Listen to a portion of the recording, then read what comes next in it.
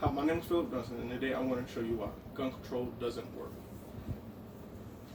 Did you know that there are more than an estimated 310 million or more guns in the United States? That is one gun per man, woman, and child. And this report is on the subject of gun control, or at least why it's oppressive, tyrannical, and never actually works.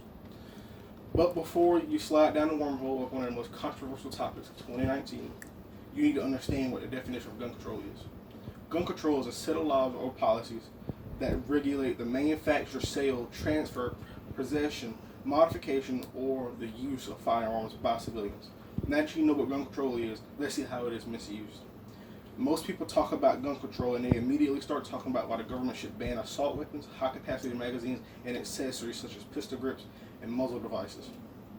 Or they believe that they should just ban guns in general. But they don't know the history or the true meaning of the Second Amendment and why it's so important to this country and its people. Most of the people that say that firearms should be illegal or banned have never actually seen a gun before, let alone know the classification of these firearms or how these firearms are put into certain classifications. Today's citizen or lawmaker don't use the term as a means to regulate firearms, but as a way to restrict firearms and take away a means of law-abiding citizens to take care of themselves. Today you're going to learn why gun control is wrong and unjust, but why gun control actually never works in today's America. Let's first point out the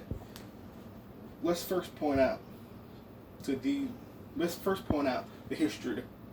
Let's first point out that no criminal in history has ever abided by the law.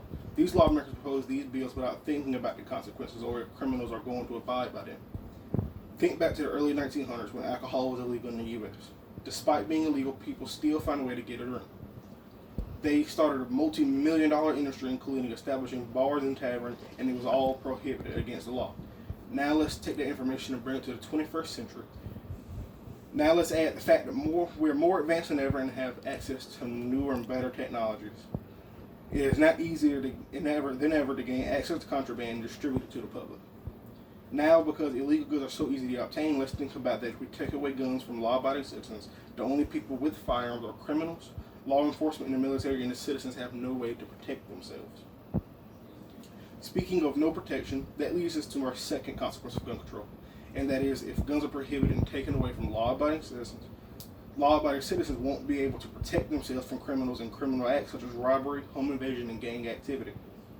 Law-abiding citizens will also have no means to protect themselves from tyrannical acts of the government and the military, meaning that the government will be able to dictate over the people and will have control to do God knows what to the citizens in the country. The main reason so many shootings happen and so many people are killed is because they happen in gun-free zones, where the citizens had no firearms and could not fight back against a shooter or shooters. Gun-free zones are considered areas where possessing a firearm is a crime and illegal. Because of this, according to The Hill, from 1998 through 2015, 96% of all shootings happen in gun-free zones, where again citizens could not protect themselves. Citizens also won't be able to protect themselves from active terrorism. Despite what the media tells us, most guns are used for recreation and self-protection. A large percentage of the guns possessed by citizens in the U.S. are bought for self-defense and recreation. And are actually rarely used. They are bought by people who needed or wanted protection from the criminals and gangs in their community. The other large percentage of firearms are bought for recreational use, such as hunting and shooting sports. These guns are used to take a single or multiple prey and are used in competition sports like three-gun, trap shooting, skeet shooting, and long-distance shooting. And may be used on the weekends by families as a way to get into the great outdoors. Another criticism is that no one needs 30 rounds, but that is quite the opposite when looking at hunting a dangerous game or games such as wild boar. High-capacity magazines are used either to take multiple prey or backup rounds just in case the first round doesn't take it down. 30-round magazines or high-capacity magazines also offer extra security when there are home invasion or robbery going on because every round doesn't always hit your target.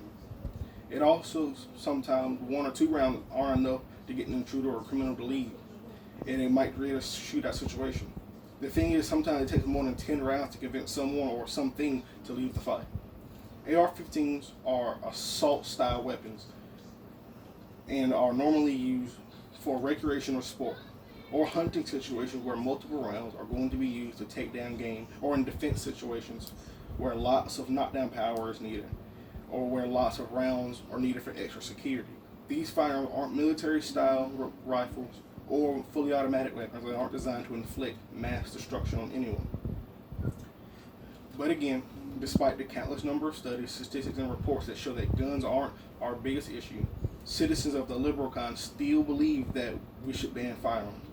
This bandwagon of control has moved from just assault weapons but to all guns now. One journalist not only believed that we should get rid of guns, not only believe we should get rid of assault rifles, but we should get rid of all guns. Ms. Bovey of the NewRepublic.com says that we should ban guns, not just gun violence, not just certain guns, not just technically illegal guns, but all of them. Ms. Bovey believes that we cannot use gun control to accomplish the banning of firearms, but it requires people who are not politicians to speak out against gun control. She, like many others, believes that it will take the Americans who are quietly convinced that guns are terrible to speak out.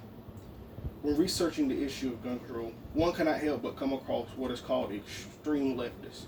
These individuals typically believe in social equality, gun control, and socialism, and in non-violent societies of the future. These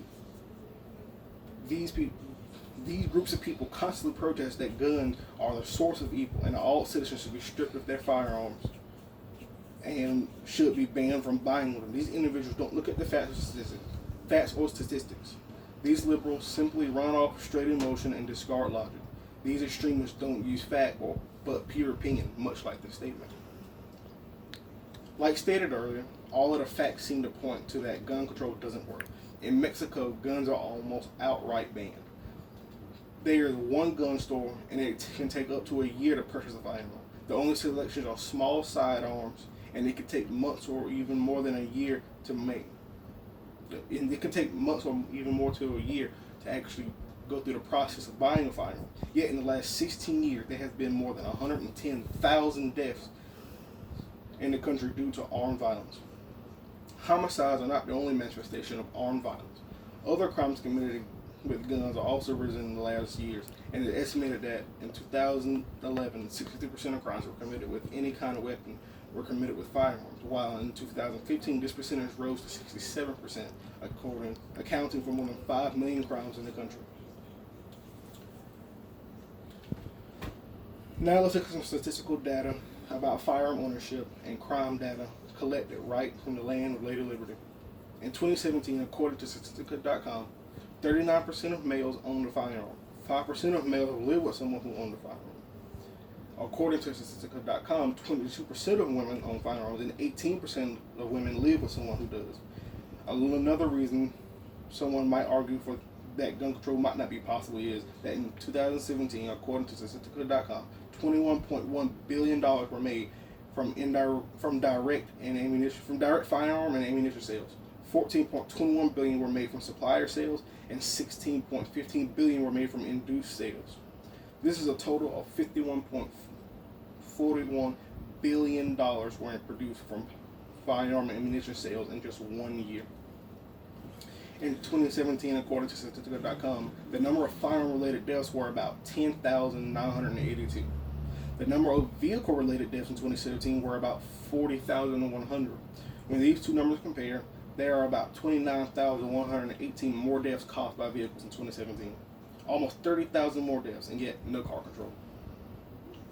Even when one looks at facts and statistics and examples of other failed attempts, some citizens still call for gun control. No matter how many facts we throw at them proving this failed idea wrong, the extreme leftists will still call for gun control. Others believe that guns shouldn't be outlawed, but instead have heavier regulations or better background checks. If it should have heavier regulations or better background checks. It has also been said that maybe Americans looking to invest into a firearm should have to be assessed by a mental physician, or that Americans should have to take some kind of test proving mental sanity.